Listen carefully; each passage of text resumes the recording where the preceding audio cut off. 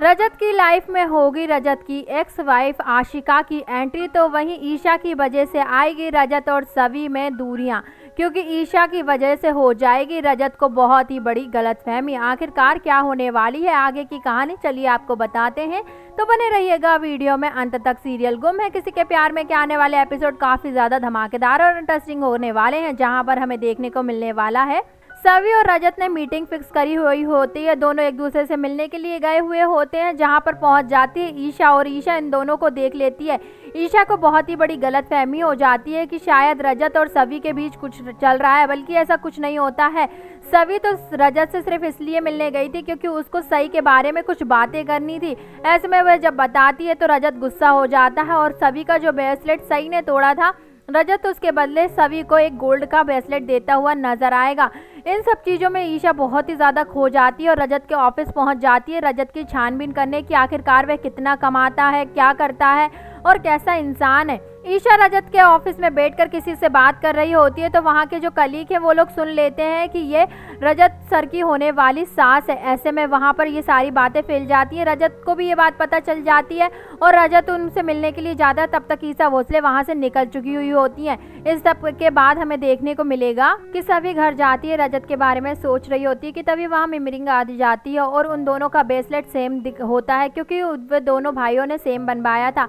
ऐसे में सभी को मिमरिंग पर शक होता है, तो मिमरिंग अपने बॉयफ्रेंड के बारे में सारा सच सभी को बता देती है और उससे कहती है कि प्लीज आप उससे मेरी शादी करवा दीजिए। अब ऐसे में रजत और सभी दोनों मिलने वाले हैं मिमरिंग के लिए।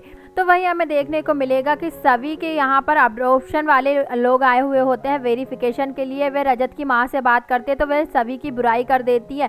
ऐसे में वो लोग सोच लेते हैं कि नहीं, वह सभी को बच्चा अडॉप्ट नहीं करने देंगे। वहीं रजत आ जाता है और रजत सभी के बारे में अच्छी अच्छी बातें कहता है और कहता है कि उसकी माँ ने उनके बारे में गलत इसलिए कहा है क्योंकि उनकी और इनकी बिल्कुल भी नहीं पड़ती है। ऐसे में सभी के लिए बच्चा अडॉप्ट करने के चांसेस बढ़ जाने वाले हैं। इस सब के बाद हमें देखने को मिलेगा कि जो ईशा है वह रजत के पास जाती है, उससे कहती है कि दामाद जी आप। ऐसे में रजत कहता है कि मैं आपका कोई दामाद नहीं हूँ, आपकी बेटी सिर्फ मेरी बेटी की स्कूल टीचर है।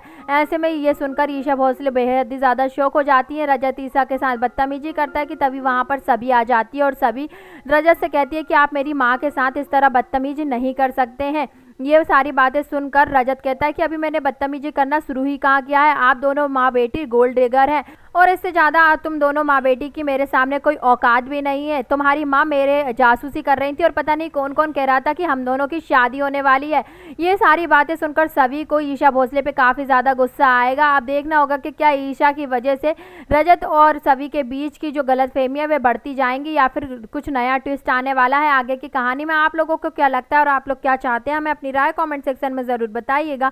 इसी तरह की और अपडेट पाने के लिए सब्सक्राइब करें हमारे चैनल टीवी तमाशा अपडेट को।